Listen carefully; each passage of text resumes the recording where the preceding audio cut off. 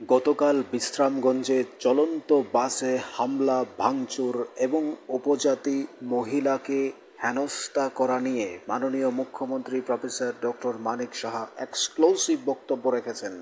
কি বললেন তিনি, শুনুন বিশেষ বক্তব্য। দেখুন, আমি একটা কথা বলছি, আমরা তো সবাই সমাজের একটা অংশ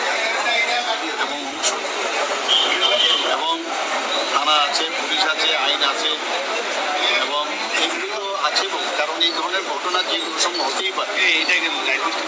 হওয়ার সাথে সাথে এখন দেখতে হবে যে অ্যাকশন আছে এবং এটাকে অযথা অন্য রঙে এটাকে অনেকে চেষ্টা করে অন্য রঙে এটাকে রূপ দেওয়ার।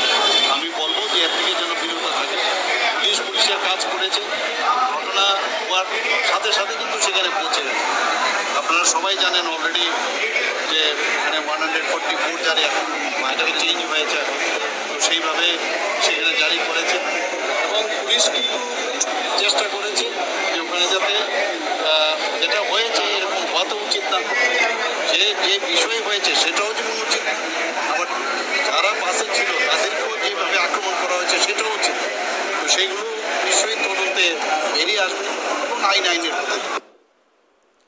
অর্থাৎ মাননীয় মুখ্যমন্ত্রী প্রফেসর ডক্টর মানিক সাহা বললেন যে বাসে যে উপজাতি মহিলাকে হেনস্থা করা হয়েছে, উত্তপ্ত করা হয়েছে, সেটা যেমন ঠিক হয়নি, আবার বাসে যাত্রীদের উপর হামলা করা, ভাঙচুর চালানো, সেটাও উচিত হয়নি।